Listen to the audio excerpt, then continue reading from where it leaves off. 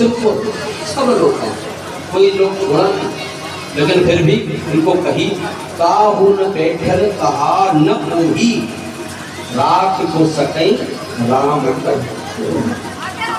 कौन रख सकता है? अरे ठीक है, ये तो ठीक है, भगवान का अपराध करें तो भगवान एक बार क्षमा ही कर देते हैं, और भगवान के भक्त का कहीं अपराध कर दिया महाराज वो अक्षम में अपराध होता है। जैसे एक बार की बात है, बोलो कृष्णचंद्र भगवान की। एक बार की बात है, एक कोई प्रेमी जन और जैसे ही जा रहे थे रास्ते में एक प्रेमी जोड़ा, तो किसी प्रेमी जोड़ा रास्ते में जा रहा था, तो जैसे ही एक मस्त मलंग महात्मा सामने से आ रहा था, हल्की हल्की बारिश हो रही है, उसी बारिश में बड़े आनंद से झूमता झामता जा रहा है। तब तक क्या हुआ, जैसे झूमने लगा तो चल उचल करके उस प्रेम का फर्क पड़ गया। प्रेमी ने देखा मेरी प्रेमिका को गंदे वस्त्र कर दिया, अभी देखता हूँ, तो धाक से जो चांटा मारा प्रेमी धाक से, वह महात्मा तो गिर गए, लेकिन ऊपर देखा परमात्मा तू ही जानना। समय हुआ, प्रेमी जोड़ा घर पहुंचा, जैसे ही पति और सिद्धि पे चढ़ा तो वहां से धाम से जो गिरा, महाराज ने किया के प्राणों का अंत हो गया, रोने लगे। पूछा क्या हुआ, क्या किया है, आखिर हुआ क्या है? इन्होंने कहा महाराज, और जैसे ही ये हुआ है कि प्रेमी जोड़े के महाराज जल्दी खिंचवा लो भैया कुर्ती से।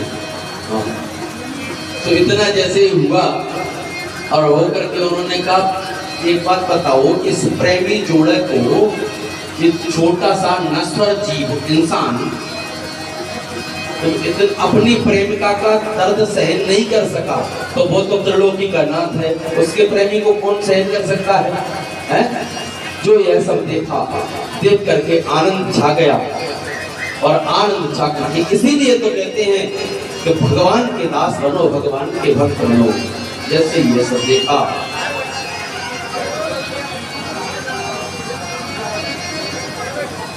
बोलो कृष्णचंद्र भगवान की।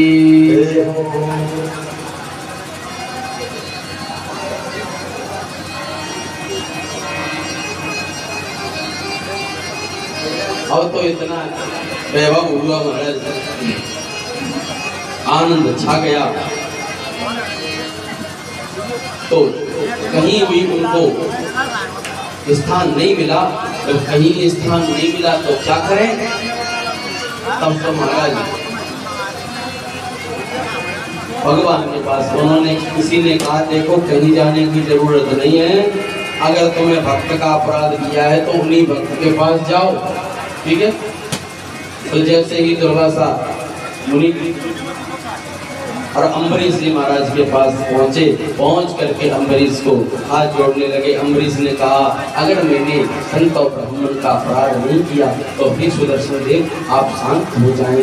जैसे ही इतना कहा और सुदर्शन महाराज शांत होकर के अपने हाथ जोड़ के और ऐसे महाराज अम्बरीश इन्हीं के वंश में आगे जाकर के महाराज यौवनाश हुए, और यौवनाश के वंश में जाकर के वही महाराज मुचकुंद, धौलपुर की कथा है, सभी जानते हैं महाराज मुचकुंद को, समय का ध्यान भी रखते जाना है। बोलो राधे राधे। जिन्हें महाराज मुचकुंद के और भगवान के दर्शन हुए थे, राधे राधे, तथा तो सब ठीक ठाक है। बोलो जय श्री कृष्ण। अब तो जितना जो हुआ मुचकुंद महाराज के इन्हीं के वंश में आकर के त्रिबंधन हरिश्चंद्र महाराज, सत्यवादी राजा हरिश्चंद्र बाहु, और इन्हीं के वंश में सगर महाराज, इन्हीं के पुत्र जब चुरा करके और घोड़ा चला गया था इनका, है ना, तो इन्हीं के पुत्रों ने तो सागर को बनाया खोद के, इसलिए सागर नाम पड़ा। पुत्रों को चले गए तो बताया कैसे मुक्ति हो, क्योंकि ब्राह्मण के श्राप से कभी कोई बच नहीं सकता, ये ध्यान रखो।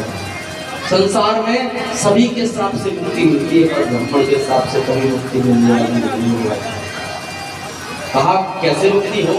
तब गाय तब ये कहा कि जाकर के गंगा जी अगर सुरसरी पृथ्वी पर आ जाए कृष्ण लोक से, तब उनकी मुक्ति हो सकती है।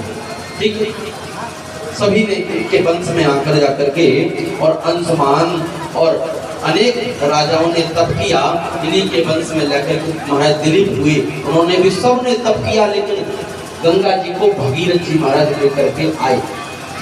बड़ा तप किया शंकर जी, गंगा जी की प्रार्थना करी, उन्होंने कहा मुझे कोई सहन नहीं कर सकता। तब शंकर जी की प्रार्थना करेगी, शंकर जी ने कहा आ जाइए, जटा फैलाई, शंकर जी की जटाओं में समाई, शंकर जी की प्रार्थना करी, शंकर जी ने निकाल करके एक बूंद जैसे ही निकाली उसकी 3 धाराएं बनी, आकाश गंगा, पाताल गंगा और पृथ्वी पर जो गंगा मिला है, इसलिए नाम कहलाया भागीरथी। बोलो तो भागीरथी मैया की, गंगा मैया की। और जैसे गंगा मैया और सीधे कैलाश मानसरोवर से आते हुए बद्रीनाथ आते हुए रास्ते में एक जाहनु मुनि रहते थे, उन जाहनु मुनि की और झोपड़ी ही उड़ा करके ले गई। जाहनु मुनि ने कहा अच्छा गंगा तो ये इतना अहंकार, अभी बताता हूँ। तो गंगा को लिया और अंजलि बना करके पी गई। तो भागीरथ जी ने देखा कहाँ गए गंगा जी? बोले जाहनु मुनि वहां बैठे, बोले डकार लेकर के, बोले यहाँ गंगा जी है। गंगा को इतना अहंकार। तब प्रार्थना करी तो मन में सोचा गंगा से तो भगवान सबका अभिषेक भी होता है, तब कैसे अगर मुख से निकालता हूँ पवन करता हूँ तो गंगा उच्चिष्ट हो जाएगी, तो अपनी जंघा को चीर करके गंगा जी को निकाल दिया, इसलिए गंगा का नाम हो गया जाह्नवी। बोलो जाह्नवी मैया की। स्वर्ग से आई इसलिए नाम हुआ सुरसरी। अनेक प्रकार गंगा जी के नाम को उच्चारण हुआ, इन्हीं के वंश में जाकर के महाराज और भगीरथ जी के वंश में रघु हुए बड़े प्रतापी। रघु महाराज के नाम से इस वंश का सूर्य वंश का नाम हो गया रघुवंश, बड़े प्रतापी राजा। और उन्हीं के रघुवंश के महाराज आगे जाकर के बेटा हुए आगे महाराज दशरथ, लेकिन कोई संतान नहीं। कथा बड़ी विलक्षण है, लेकिन समय का अभाव है। महाराज दशरथ की कोई संतान नहीं है, चौथा बना के संतान है नहीं।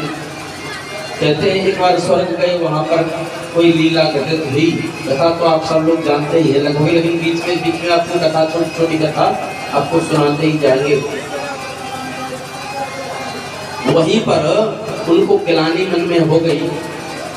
किसी ने जैसे ही रास्ते लौट करके स्वर्ग से, क्योंकि महाराज दशरथ जी इतने प्रतापी थे, स्वर्ग जाते थे, इंद्र आधा सिंहासन उनको भेंट करता था।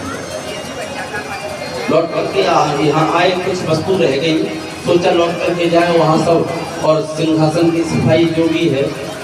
किसी ने पूछा क्यों? बोले एक राजा आता है पृथ्वी से निसंतान है, इसलिए निसंतान का मुख देखने का धर्म नहीं, ऐसा कहते।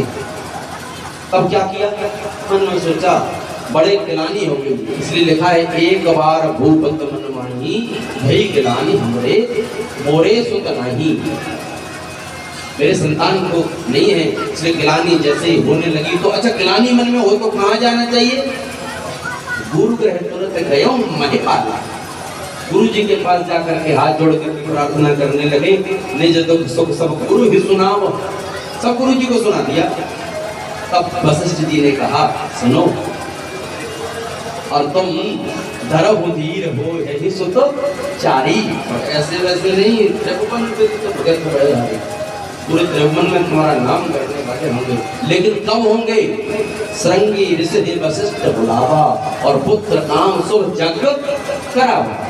श्रृंगी ऋषि को बुलाओ, उनको आचार्य बनाओ, पुत्र कामेष्टि यज्ञ कराओ, और जैसी यज्ञ करी सो मारे भगत सहित मुनि आहुति दीने प्रगति अग्नि चरु कर दीने। जो वशिष्ठ करो हृदय विचारा सकल काज सिद्ध। और जैसे ही उसी यज्ञ से वही एक अग्निदेव चरु लेकर के जैसे ही आए, आ करके चरु भेंट जो करी, राजा ने चरु लेकर के, और जैसे ही अर्ध भाग कौशल्य दीना, आधा भाग उसमें से किया और माता कौशल्या को दिया, और ओवर एक भाग आधे उसमें से आधा भाग लिया और आधा आधा करके दोनों रानियों को कैकेयी और सुमित्रा जी को भेंट कर दिया। लेकिन कैकेयी सुमित्रा जी का भाग लेकर के एक कोई पक्षी आया और उड़ गया।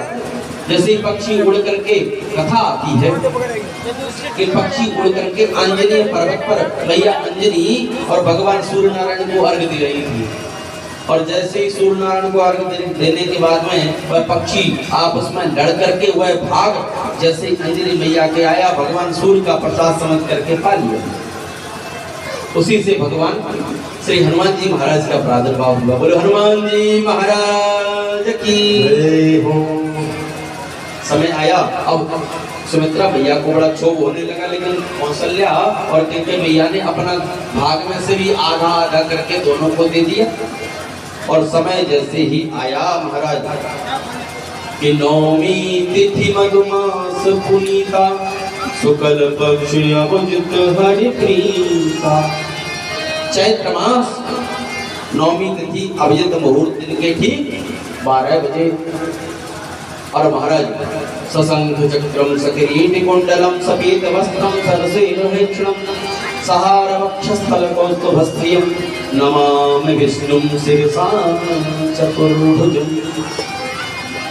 चतुर्भुज रूप धारी भगवान और जैसे ही प्रकट होकर के आ गए, लेकिन प्रकट होकर के आए किसी को मालूम नहीं, क्योंकि सभी ब्रह्मानंद बसिया आनंद में समाये हुए हैं।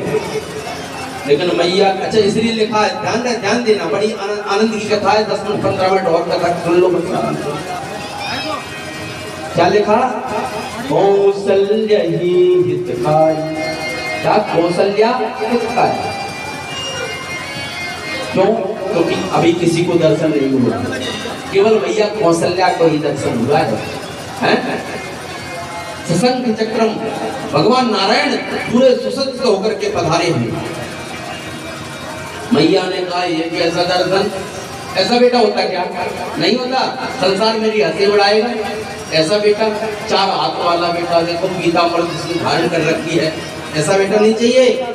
बोले मैया आपने तो वरदान मांगा था, चाहूं तुम्हारी समान सुत, इसलिए मैंने सोचा कि आप सरस खोजूं कहाँ जाऊं, मैं अपने जैसा खोजने कहाँ जाऊंगा ये, इसलिए ना मन में सोच लिया, इसलिए मैं स्वयं ही आ गया।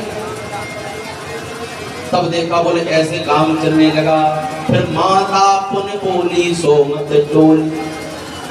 मैया ने कहा तजहु तातीय रूपा, इस रूप को छोड़ो, फिर मन छोटे हो जाओ।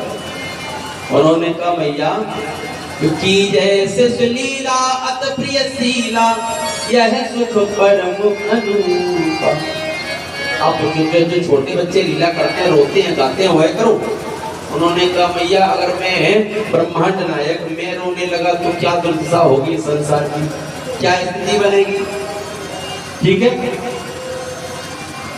लेकिन मैया की बात मान करके छोटे हो गए। उन्होंने कहा इन कपड़ों को उतारो, पीताम्बर को उतारो। जैसे पीताम्बर को उतार दिया, नग्न अवस्था में भगवान छोटे से नन्हे से बालक मैया की गोदी में आकर के, तो सुन बचन सो जाना रोदन ठाना, बचन सो जाना रोदन ठाना, कोई बालक सुरभूपा, सुन बचन सो जाना रोदन ठाना, कोई बालक सुरभूपा, मैं तुझे दुगावनी हरि पद पावनी, हरि दुगावनी हरि पद पावनी, तेन परे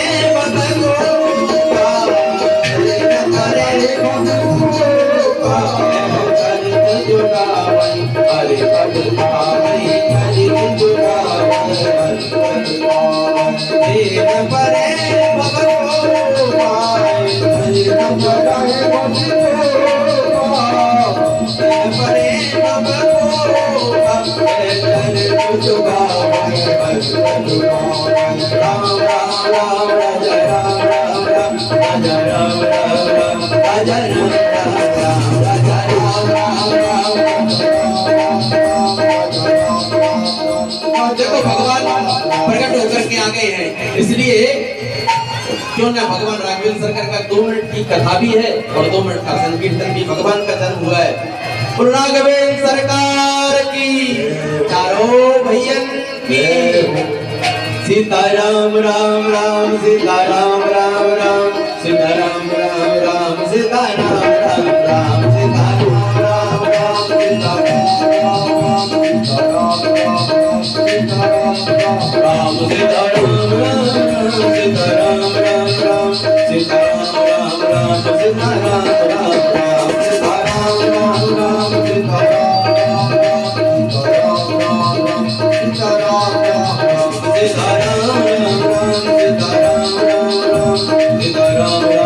सीताराम राम राम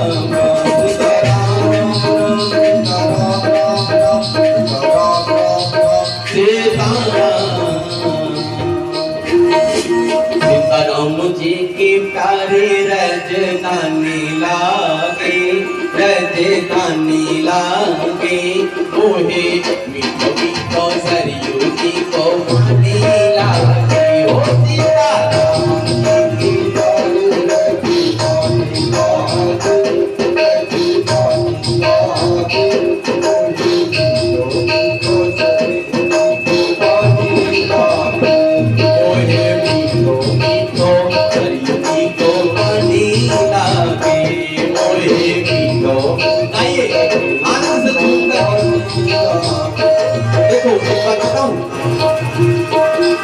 इस भजन में पूरे अयोध्या का दर्शन है, समझो राम कथा हो जाएगी अगर इस भजन को आपने मन से सुन लिया।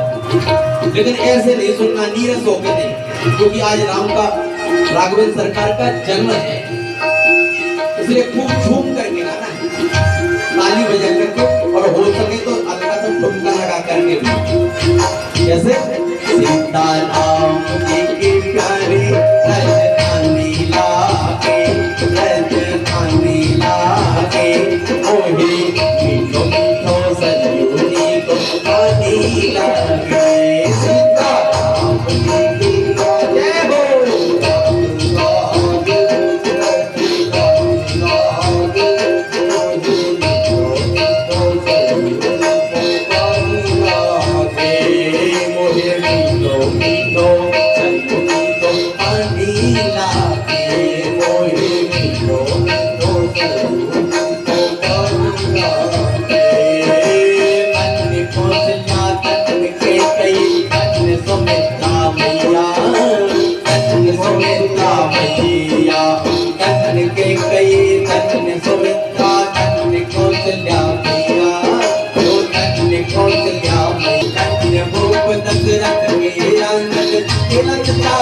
भैया ओ खेलत तारो भैया मीठी तो रसीली सबकी पानी लागे सबकी पानी लागे ओहे मीठो सरयू को पानी लागे।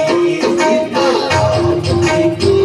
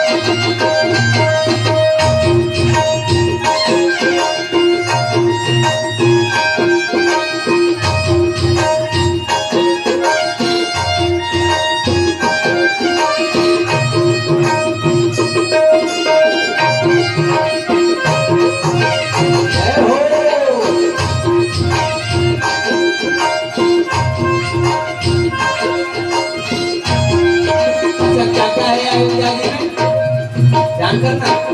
ओ छोटी चावनी रंग महल हनुमान गणियत प्यारे हनुमान गणियत प्यारे छोटी चावनी हनुमान गणियत प्यारे हनुमान गणियत प्यारे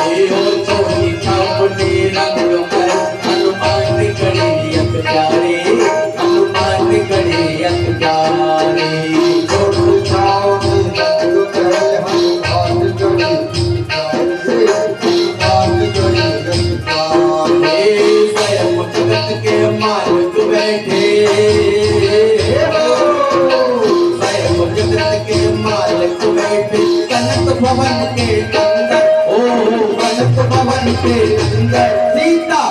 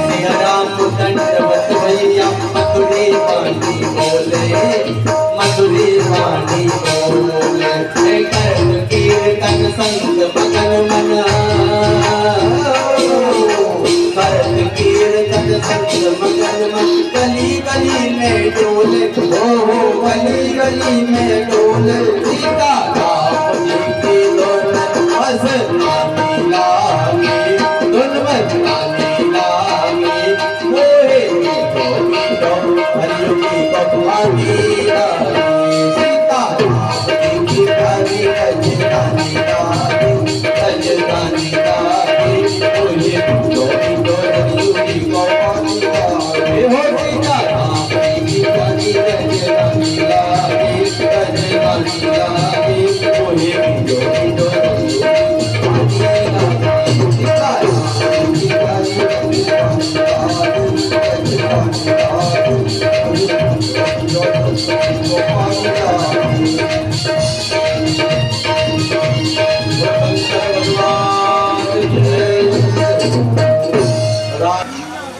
विश्व भरण पोषण कर जोई ताकर नाम भरत अस होई, आगे सुमिरन ते रघुनाथ नाम शत्रुघ्न कै जगन्नाथ, लक्षण नाम सुराम प्रिय सकल जगत आधार, गुरु वशिष्ठ तेहि राखियो लक्ष्मण नाम तुलार। राम भरत लक्ष्मण शत्रुघ्न, और इतना जैसे ही हुआ चारों के नाम के संस्कार भैरी और करके राघवेंद्र सरकार समय आया, विश्वामित्र जी महाराज को कथा बड़ी जल्दी करना पड़ रही है, विश्वामित्र जी महाराज आए और आकर के दोनों पुत्रों को ले गए, यज्ञ की रक्षा करी। समय भया और जाकर के महाराज गौतम ऋषि पत्नी अहिल्या का उद्धार किया। उधर जाके सीता मैया का स्वयंवर हुआ। आकर के महलों में प्रवेश किया और वनवास हो गया। बोल राधे राधे। रावण का उद्धार किया, लौट करके वहीं आ गए। क्यों जल्दी कथा पाई? इसलिए क्योंकि पैसे की बड़ा चक्कर है भैया संसार में। सबसे बड़ा चक्कर केवल धन का है। बोल राधे राधे। रुपया नहीं जाना चाहिए है। गुरु कृष्णचंद्र भगवान की। पैसा बिन बाप कहे बेटा तो कपूत भयो है। पैसा बिन भाई कहे मेरो दुखदाई। पैसा बिन बहन नहीं, पैसा बिन मित्र नहीं, पैसा बिन देव हूँ करते सहाय है। कहते हैं गरीब दास पैसा तुम राखो पास, और पैसे बिन मुर्दे ने लकड़ी हूं न पाई है। इसलिए पैसे का बड़ा झंझट है भैया। कथा तो 10 मिनट बाद कर लेंगे हैं, इसलिए पैसा का पहले हिसाब किताब कर लो। तो जय श्री कृष्ण। बोलो कृष्णचंद्र भगवान की जय हो। इसलिए अब राम कथा तो देखो दिन भर करते ही रहेंगे, कृष्ण कथा में प्रवेश करते हैं। यदुं चतुर्वसुं चैव देवयानी विजायत द्रयं चामं च पूरुं च शर्मिष्ठा पर्वणि। और महाराज ये जाति यदु देवमीन, उनकी 2 पत्नियां, एक पत्नी 2 पुत्र अर्जुन और अर्जुन दूसरी पत्नी थे वह सूरसेन। इन्हीं सूरसेन महाराज के पुत्र हैं वसुदेव जी। इसीलिए वसुदेव जी से विवाह हुआ था देव जी का। उनके 7 पत्नियां और 6 और हैं, 7वीं है देव जी। कौन कौन सी? पौरवी, रोहिणी, भद्रा, मदिरा, रोचना, इला। देव की पत्नियां, देव की प्रमुख आसन पत्नियां आनंद दुंदुभी। अब तो इन्हीं के यहाँ महाराज एक उग्रसेन महाराज हैं, मथुरा के राजा, मथुरा के महाराज उग्रसेन। इनकी पत्नी एक बार सखियों के साथ चली गई जंगल में। एक द्रुमिल नाम का राक्षस की छाया पड़ी, उसी से पुत्र उत्पन्न हुआ जिसका नाम हुआ कंस। ज्योतिषियों ने, महात्माओं ने बता दिया कंस का ये तो तुम्हारे कुल का कलंक होगा, कुल को डुबाने वाला होगा। इसलिए राजा बड़े धर्मात्मा थे। उग्रसेन महाराज ने केवल 5-10 मिनट हो रहे हैं चैन से बस। बोल राधे राधे। कल सुनाएंगे धीरे धीरे सुनाएंगे। अब जितना अब उन्होंने जैसे ही देखा दुर्बल की वो आए, कंस को कह दिया कि ये तुम्हारे कुल का दीपक को डुबाने वाला होगा, कुल का कलंक होगा। महाराज ने सोचा कुल के कलंक को क्यों रखना, इसलिए दलिया में बंद किया और यमुना जी में प्रवाहित कर दिया कि मुझे नहीं चाहिए ऐसा होता। अब चले गए एक जाकर के किसी सूत्र को फल और जाकर के वहां से इनकी मित्रता हुई वसुदेव जी से। समय आया, थोड़े बड़े हो गए, लोग इतने शक्तिशाली बलवान हुए कि सभी को इसने पराजित कर दिया। अगासुर, बकासुर, प्यामासुर, अरिष्टासुर सबको पराजित कर दिया महाराज। और जरासंध के पास पहुंचा, इतना बलशाली कि जरासंध को भी परास्त करने का वाला था कि जरासंध ने अपनी दोनों अस्थि और प्राप्ति पुत्री को इनको समर्पित कर दिया और साथ में एक कुवलिया में हाथी डालने दिया। अगासुर, बकासुर अब इतना शक्तिशाली हो गया। आकर के इसने पता लगा कि ये तुम यहाँ के नहीं हो, तुम तो मथुरा के राजा के बेटा हो। उसने कहा अच्छा अब क्या करना है? बोले जाकर के चढ़ाई करूंगा। तो अपने पिताजी पर ही चढ़ाई करना। पिताजी को पकड़ करके जेल में डाल दिया, चाचा जी ने विरोध किया तो उनको पकड़ के भी जेल में डाल दिया, सबको जेल में बंद कर दिया और स्वयं गद्दी पर अभिषिक्त होकर के उनका सिंहासन लेकर के बैठ गया। हाँ मैं ही राजा हूँ। अच्छा ये राज सत्ता वाले जो होते हैं ना, जो नेता लोग, नेता लोग इतने खतरनाक होते हैं कि नेता अगर गद्दी इनको मिल रही हो गई और संग में भाई भी अगर विरोधी खड़ा हो तो महाराज लाख प्रयास करके भाई को भी और परास्त करके गद्दी पर स्वयं बैठना चाहते हैं। गद्दी इतनी खतरनाक चीज है, इसके बड़े विपक्षी तैयार हो जाते हैं, बड़े दुश्मन तैयार होते हैं। इस गद्दी पर बैठना मतलब कांटों की सेज पर बैठना है। मुराद कितने दुश्मन और कितनी व्यवस्थाओं को चारों तरफ से देखना। गद्दी इतनी खतरनाक चीज है, बहुत ही गंभीर व्यक्ति बनकर के गद्दी पर बैठना पड़ता है। कोई तो कहता है 11:30 बजे कथा करो, कोई कहता है महाराज 12 बजे कर लो, फिर कथा सुनते नहीं। अब हम तो भैया जब कहोगे तब सुनेंगे, जब कहोगे तब कहेंगे कथा, पर आप श्रोता हो तो तैयार हैं।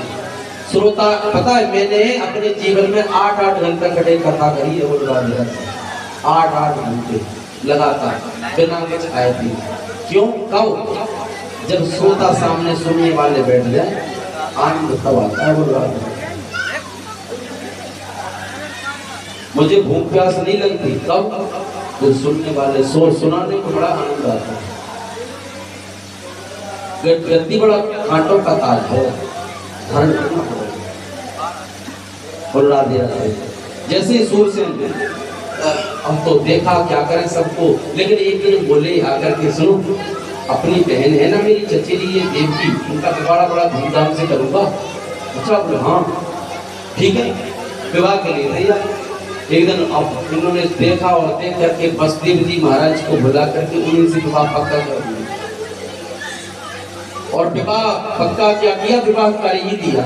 राधे राधे और कहा अपने बहन मेरी बड़ी लाडली प्यारी बहन है, इसलिए अपनी लाडली बहन का रथ मैं स्वयं हाँकूंगा, स्वयं अपने हाथों से विदा करूंगा बहन।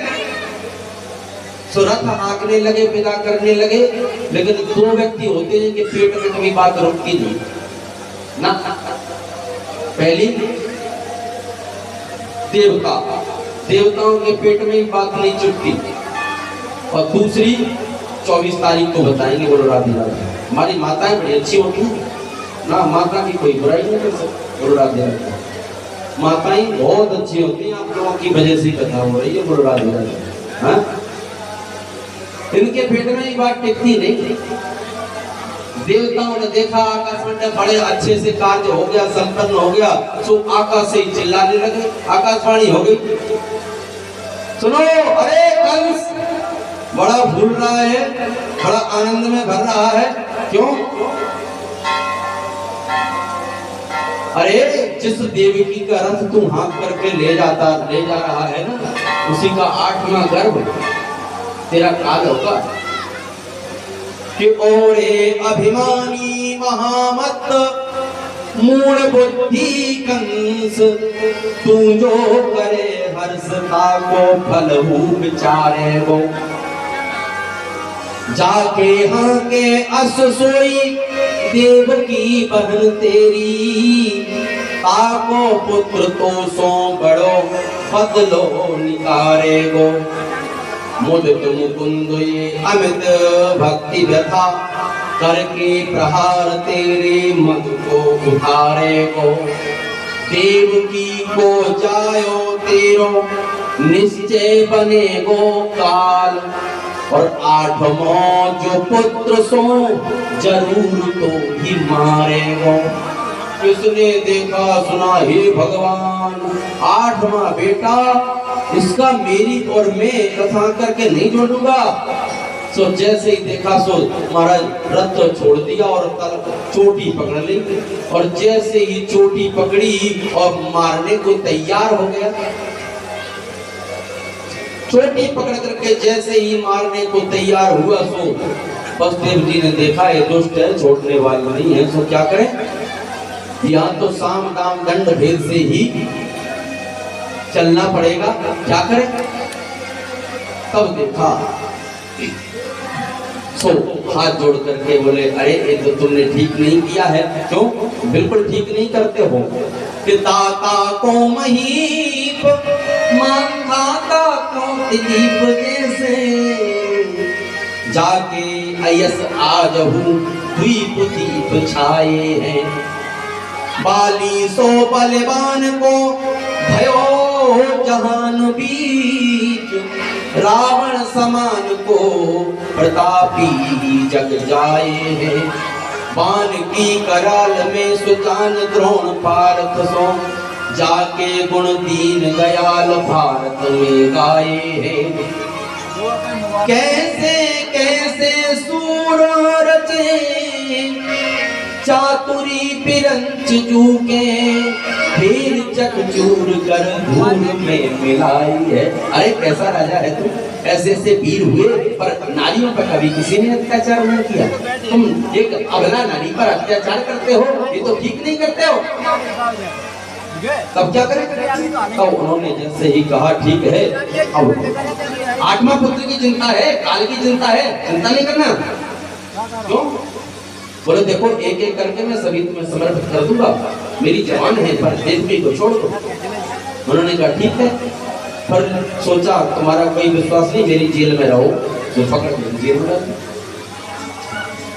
जैसे ही जेल में डाल दिया, समय आया और समय होते हुए महाराज एक पहला संतान हुई। कीर्तिवंतम प्रथमजम कंस्यान गगनदुभि अर्पयामास कृष्णेन सो तथा सो विह्वला। पहला बेटा हुआ, नाम रखा कीर्तिमान, जाकर के कंस को दे दिया। कंस ने जैसे ही छोड़ दिया कि इसको मुझे कोई मतलब नहीं है, इससे मुझे 8वें संतान से दोष है। नारद जी ने आकर के बताया, बोले ना कमल का दल दिया, बोले ये बताओ इसमें से कौन सी 8। मन में सोचा कहीं देवता बड़े होते आ रहे हैं, कहीं 8 मेरा, मैं आकाशवाणी सुन के धोखा न कर, इसलिए इसको भी नहीं छोड़ना। सो जैसे ही मारा, राधे राधे 1 2 3 4 5 समाप्त कर दिए। 6वां पुत्र समाप्त कर दिया 7वें, और महाराज स्वयं बलदेव जी महाराज के घरों में आए। लेकिन देखा योग माया को आदेश किया, योग माया को आदेश किया, तो योग माया ने एक गर्भ से खींच करके दूसरे रोहिणी के गर्भ में स्थापित कर दी। आकाशवाणी सब जगह से खबर फैला दी कि गर्भपात हो गया। 8वें पुत्र स्वयं भगवान और कन्हैया आई, और सभी देवता आकाश में हाथ जोड़ करके स्तुति करने लगे। सत्यव्रतम सत्य परम सत्यम, सत्यस्य योनिं नियतं सत्यं, सत्यस्य सत्यामृत सत्यनेत्रं, सत्यात्मकं त्वां शरणं प्रपन्नः। सत्य कह करके स्तुति करी। हे प्रभु ध्यान रखना, कहीं मामा समझ करके छोड़ न देना, इसलिए आप इसका उद्धार करने जा रहे हो, उसे छोड़ना नहीं है, आपका ही सगा मामा है, ध्यान करना। इसलिए सत्य कह करके प्रणाम किया, और समय आया और महाराज भादों का महीना आ गया। और जैसे ही भादों का महीना आया, कृष्ण पक्ष की अष्टमी तिथि आई, रात्रि के ठीक 12 बजे रोहिणी नक्षत्र में भगवान कन्हैया पधारे। अष्टभुजी रूप धारण करके जैसे ही पधारे, पर किसी ने आवाज नहीं करी, क्योंकि मामा जग न जाए हैं? और जैसे ही मामा जग न जाए, इसलिए शांति के साथ जैसे ही भगवान जब नंदी और वसुदेव जी देवकी मैया ने देखा, हाथ जोड़ने लगे, क्या बात है प्रभु? बोले चिंता नहीं करना, मामा जी का काम अभी तमाम कर दूंगा, अगर आ गए तो। इसलिए अस्त्र शस्त्र सभी लेकर के मैं आया हूँ, ठीक है। और जैसे ही इतना देखा, देख करके कहा कैसे रक्षा करें आपकी प्रभु? उन्होंने कहा देखो हथकड़ी बेड़ी लगी है, हथकड़ी बेड़ी टूटने लगी, और जैसे ही हथकड़ी बेड़ी टूट गई, हथकड़ी बेड़ी खुल गई, और डलिया में लिए और ले करके, और जैसे ही दरवाजे पे गए, दरवाजे अपने आप खुल गए, दूसरा दरवाजा खुला, तीसरे सभी दरवाजा मंद मंद, पर बारिश हो रही है, मंदम मंदम झरझरा, जैसे ही चले आ रहे हैं।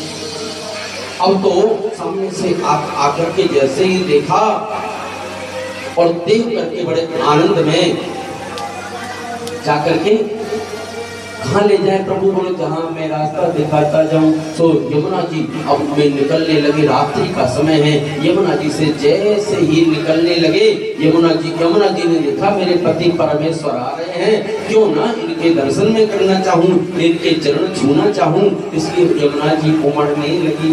यमुना जी जैसे ही उमड़ने लगी और जाकर के देखा, हे भगवान इतना संकट, इधर से शेष जी आ गए और इनकी रक्षा करने लग जाते हैं यमुना मैया। लेकिन कन्हैया ने देखा कि मेरे बाबा तो डर जाएंगे, तब क्या करूं? तो कन्हैया ने अपना पैर, एक ऋषि ने भाव प्रकट किया, उन्होंने कहा महाराज पैर क्यों? कन्हैया ने डलिया से निकाल करके लगाया, बताओ?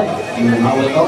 उन्होंने कहा इसलिए, कन्हैया ने कहा ध्यान रहे, शर्म नहीं आती है? मेरे चरण छूने के ताई तुम आ रहे हो, पर मेरे पिताजी की दाढ़ी तुम्हें दिखाई नहीं देती, इसलिए चरण का प्रहार किया, तो झट से नीचे यमुना जी समा गई। और जैसे ही जाकर के गोकुल में पहुंचे, नंदगांव में पहुंच करके वहीं जाकर के वहां भी एक और कन्या ने नंद बाबा की यहाँ जन्म लिया है। और जैसे कन्या ने जन्म लिया, वहीं अपने लाला को सुला करके कन्या को लेकर के जैसे ही आए और आकर के उसी कार्यक्रम में पहुंचे, बोलो राधे राधे। और जैसे ही कार्यक्रम में कन्या ने, अब देखो माया है कन्या, और जैसे ही कन्या ने आवाज लगाई और कन्या रोने जैसे ही लगी, कन्या के रोने की आवाज सुन करके सभी ने देखा और देख करके कंस तो डर गया, भयभीत है, दौड़ लगा करके कंस आ जाता है, अरे खोलो कोई हुआ है, आत्मा मेरा काल आ गया है, इसलिए देखो। और जैसे ही इतना देखा तो देख करके महाराज तुरंत ही कन्या को उठाया और कन्या को, अरे मेरा, लेकिन ये तो कन्या है, आकाशवाणी ने तो कहा था वही माँ शीतला कहलाई, बोलो शीतला मैया की जय। वही माँ भगवती पराम्बा अम्बा जगदम्बा है। लेकिन जैसे ही समय व्यतीत हुआ तो अब तो बेचारा उदास हो गया, लेकिन अब तो गोकुल में चलते 2 मिनट के लिए केवल, बोलो राधे राधे। ये तो कंस तो पर बेचारा परेशान है, इसको तो परेशान होने दो। अब तो जैसे ही देखा सो आज तो नंद बाबा के यहाँ आनंद पाया है, 85 के है, कोई छोरा छोरी ना है भयो। तो समय आयो, आज नंदा सुनंदा ने जैसे ही देखा, सो नंदा सुनंदा ने प्रातः काल नौमी के दिन सुबह प्रातः काल ब्रह्म मुहूर्त में जाकर देखा कि आज भाभी जगी नए चक्कर का है, कहा बात तो ये आज भाभी ना जगी। एक ने देखा, जाकर के देख तो नंदा क्या हुआ, नंदा ने जरा सी चदरी हटाई से लाला के दर्शन पाए, नंद के लाला जय हो। नंद के लाला के जैसे ही दर्शन करे तो आनंद में झूमने लगी। जाकर के बाबा के पास जाकर के कहा, बाबा भैया एक बात बताओ, क्या देगा दान में, बोल बधाई में क्या देने वाला है? बाबा ने कहा भाव कहा है बता तो सही। उन्होंने कही तभी बताऊंगी जब 9 लाख का हार देखो, ठीक है? उन्होंने बता, जब 9 लाख का हार की कहा दे दिया। उन्होंने कहा भैया अमन सवन के आशीर्वाद से, सवन के प्रेम से लाला को जन्म भयो है, पूरे आनंद में भर गए। पूरे नंद के लाला की हो। नंद जी के आंगन में बजरैया जो बधाए, नंद जी के आंगन में बजरैया जो बधाए, नंद जी के आंगन में बजरैया जो बधाए, नंद जी के आंगन में बजरैया जो बधाए, नंद जी के आंगन में समार बधाई लो, समार बधाई लो, समार बधाई लो, समार बधाई लो, लागो नंद जी के आंगन में मजरैया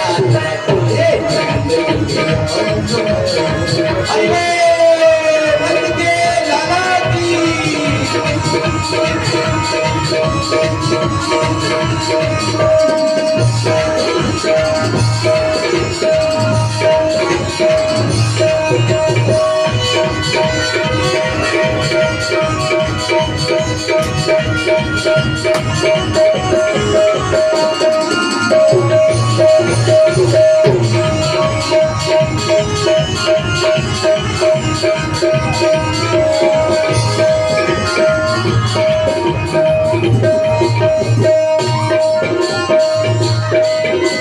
देखो ऐसे होने वाला नहीं है, ऐसे नहीं। आज बधाइयां हैं तो बड़े आनंद के साथ होना चाहिए। कैसे? देखो बोलो राधे, सुनो नंद के लाला की, ऐसे नहीं। नंद के लाला का आनंद के साथ बधाइयां, बड़े आनंद के साथ मैं लौटाऊंगा भी यहाँ से खूब ठुमके लगा करके आनंद पाना। चमत्कार सा हो गया लोगों, याद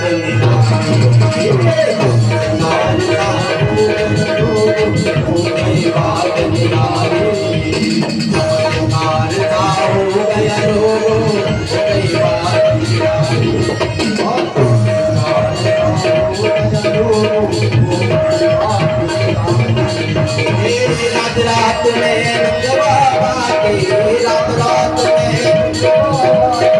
रात रात में नंद बाबा की रात रात में